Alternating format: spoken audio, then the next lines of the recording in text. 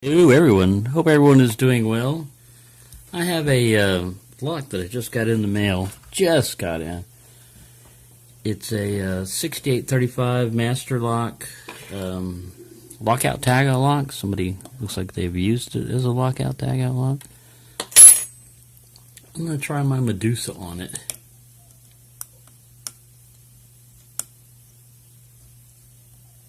I went nuts earlier. I mean, I'm already crazy, but I went even crazier trying to find this Mad Bob tension wrench that I just had in my hand. I was trying to pick it in hand, and I thought, you know what, this will be better in the vise. And I went and set it in the vise, and then I spent the last 20 minutes looking for this thing, which happened to be on this magnet, just hidden over there. I thought, man, I just had this. Come on, what's happening? I get a lot of clicks out of this lock. I haven't felt any spool effect yet, but there's definitely serrations in here.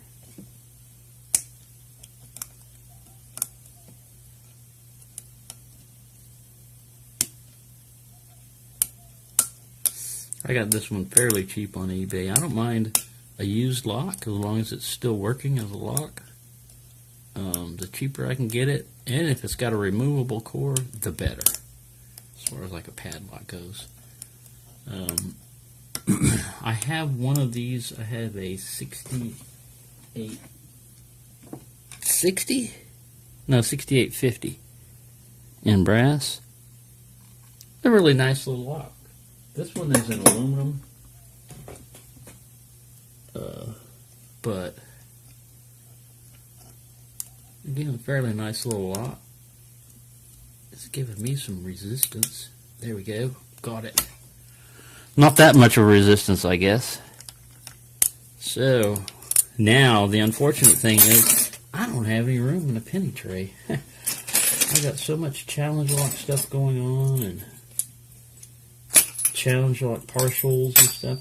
I might be able to make a room right here for this. Let me just straighten up my area, get us a little bit better view. Pull this guy out of the vise. There we go. I know from experience these guys take 7/64, but I don't know where I've got my Allen wrenches hiding now.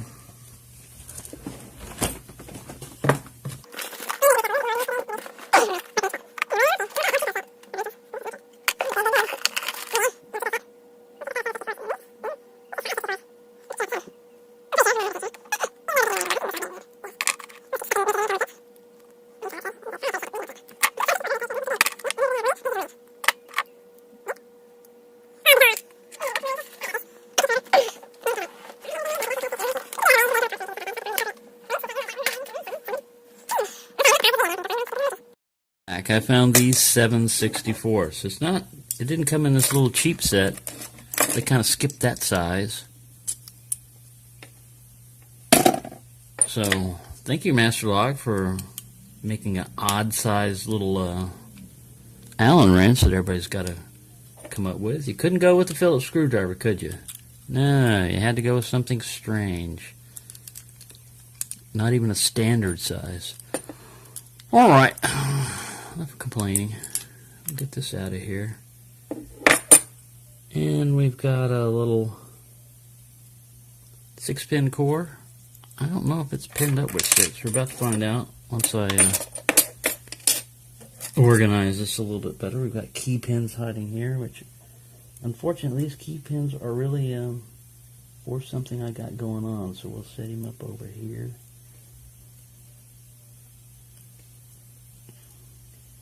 Key pins are not terribly important to get in sequence because you can always just stick the key back in there and figure out which ones go where.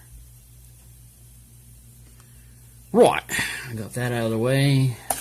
Put this over here. And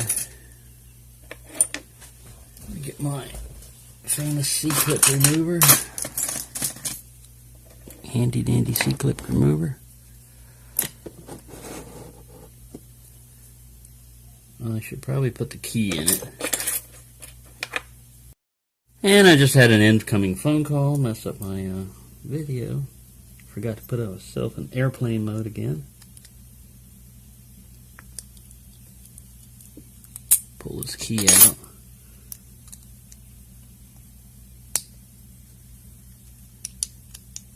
And the great fight with the C-clip begins. Haha, we're gonna get you out though. There we go. Thought you were being funny, didn't you? Alright, oops. Drop that 7/64. We're gonna need that. Leave it right here where it's obvious. Right.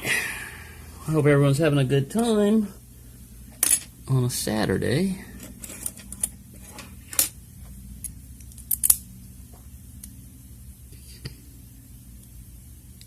Well, that tailpiece is a little bit different than, like on an American, and it's lined up like that. The tailpiece is over here, so slightly different.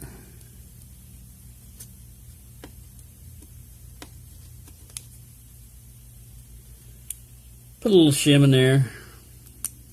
If you watch Bosnia Bill's latest video, he was trying to gut a Euro cylinder and he didn't use a shim. And he had problems. Alright, let's get a little follower in here. Sure my pins are facing me just right. Push this puppy through. Let's see what we got. Alright, it is just a 5-pin lock. There's room for a 6-pin, but there isn't one in there. So, and man,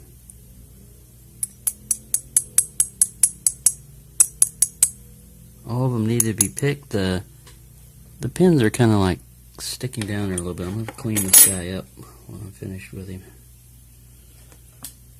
Do a little maintenance on it. Alright, nobody wants to cooperate, so I'm going to get an SS-Dev to help you out. Since you guys are sticking in there. Whoa, I went way beyond. Well, we'll take out whoever wants to come out. Number 2 wants to come out, but he wants to jump in number 1 slot, which is not allowed. Violation, violation. Get over there. Hope I'm in frame. Yeah, I am. Alright.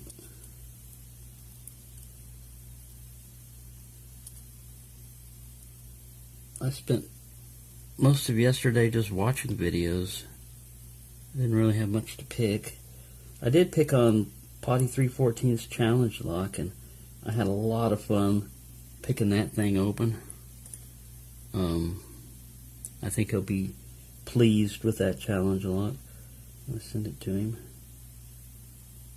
I just don't have a lot of cash right now for sending stuff overseas, but I will get it there. Right. All pins are standard. They're little tiny pins. No serrations. The Bible actually has something that I think that's just wear.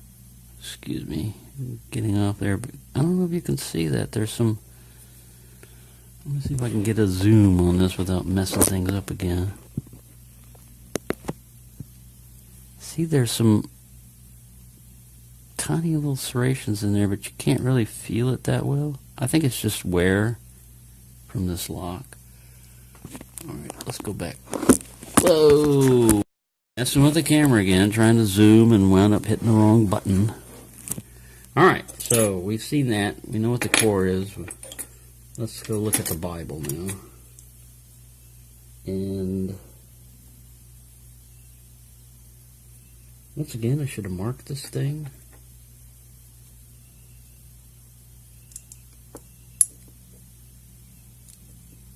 Yeah, this is the front. So, let me get out a little.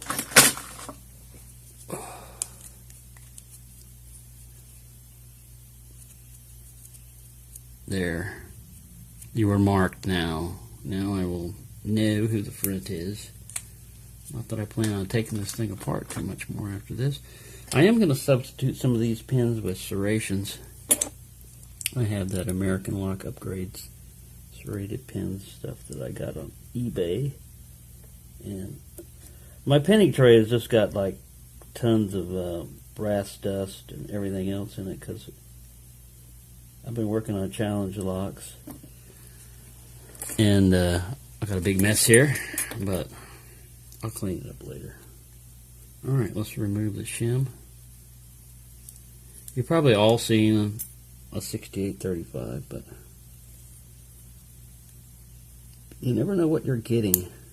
There's a spool, and this is pin 1. I'll zoom in. I might have messed up the sequence on the pin. Another spool, pin 2. Another spool, pin 3. Another spool, pin 4. I bet pin 5 is a spool too. Nope, he's serrated. I would have lost money on that one. Alright, let me get this guy over here where you can see him a little bit better.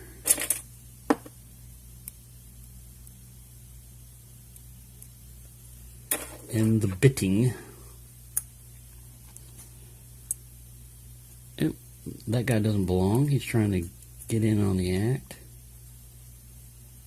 It's a little serrated pin I made for something else. Alright, let's see if we can zoom in again without screwing it up.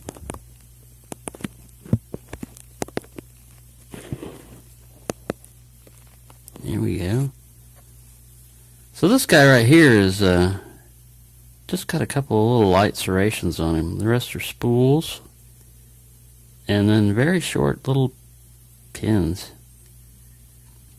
I'm going to have to check my sequence on that. All I can really do to this to help upgrade it is put some serrated key pins in there. I don't think I'm going to mess with the core too much, like threaded or anything else. Oops, sorry. Because it's already got a little bit of wear on it. But not bad, not bad. It was like $5 or $6 for this lock. So there you go, Master Lock Pro. I'm going to take that big number off of it probably because I don't need to know that it's number 614. I can make another number myself. There you go. Hope everyone's enjoying themselves, having a good time. I've got another lock I'm going to mess with later on. I just have to fix my Honest Dong sheet set because this guy's a little too wide for the little tiny Dimple Lock EC that we picked up some brass from just this table over here, sitting over here. That's not from him. I haven't been picking on that one that much. But a little Abus EC 7530. But I'm going to try to get into it. I've got two pins that I've been able to. I can get pin 1 and pin 2 with a diamond and 15 thousandths, but getting back there and pin, I think it's only a 4-pin lock, maybe 5. And I'm not sure about what these guys are for. I don't see anything in there that corresponds with it. Is that just to freak people out? Make them think they got more dimples? I don't know, because there's definitely nothing up in there that I can see that would accept a dimple. But anyway, we'll get onto that one later. Thank you for watching.